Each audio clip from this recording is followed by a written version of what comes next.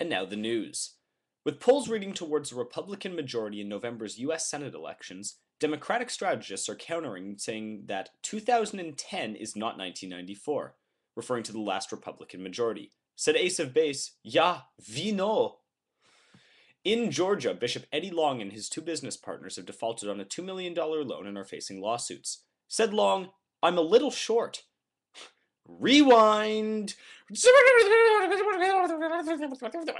Bishop Eddie Long and two business partners have faced a $2 million loan and are facing lawsuits. Said the bishop, "Checkmate."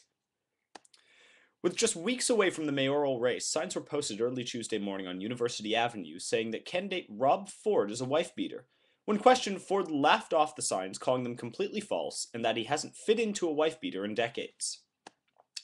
This past Sunday on the calendar marked the only time all year that the date, month, and year are the exact same at 10-10-10.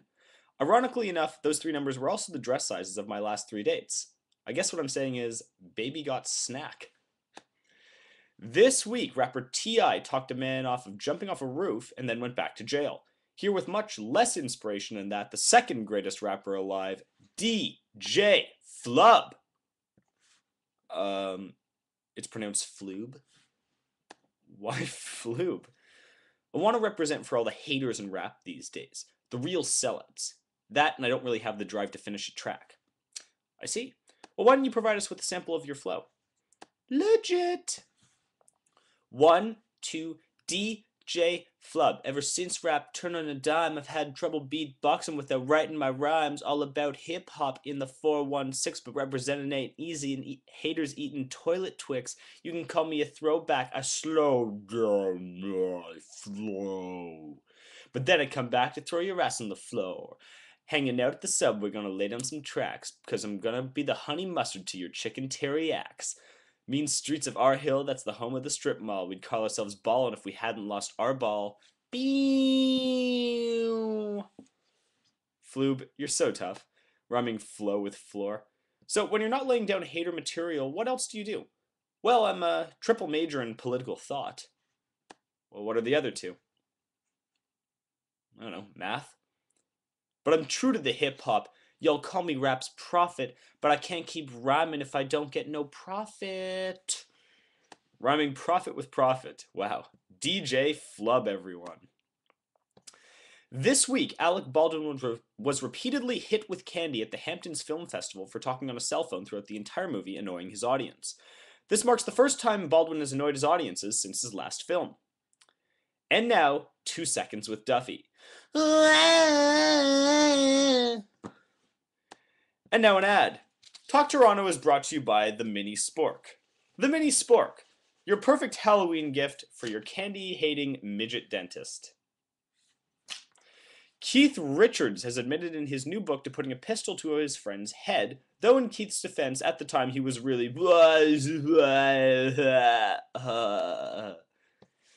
Kid Rock is upset at a man who dressed up as him and took lewd pictures with Tila Tequila in Vegas. And you know what? I'd do it again. Here now with his review of The Social Network, movie critic Jack Bauer. We're running out of time! Jack, we just begun the interview. Your thoughts on The Social Network? We need to patch Social Network intel into CTU within the hour. Maybe I'll be more specific. How did you feel about Jesse Eisenberg's portrayal of Facebook creator Mark Zuckerberg?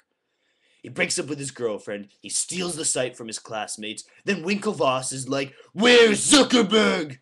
Then he abandons his best friend, he settles the film. Well, he did abandon his best friend for Justin Timberlake, though. That's not the point! He's a terrorist and he must be brought to justice. I have a declaration here granting you full immunity by the President of the United States. Chloe, do you copy? One last thing. What did you rate the film out of 10? 24! Jack Bauer, everyone. Culture Club is planning a reunion in 2012 to celebrate their 30-year anniversary. I don't know what's scarier, the reunion or the fact that it made news on this show. Speaking of anniversaries, this Thursday marked 63 years since pilot Chuck Yeager broke the sound barrier. A note to historians, Yeager soon left the profession and began to concentrate on his true love, making bombs. Yeager bombs! And finally, Japan's Prime Minister Naoto Kan went on the record this week saying he's very concerned about the strength of the yen. Guess this is what happens when you pump your currency full of raw fish for years. Less eel, more meal. Well, that's the news. Join us in 2 weeks for our Halloween episode. Good night, and good comedy.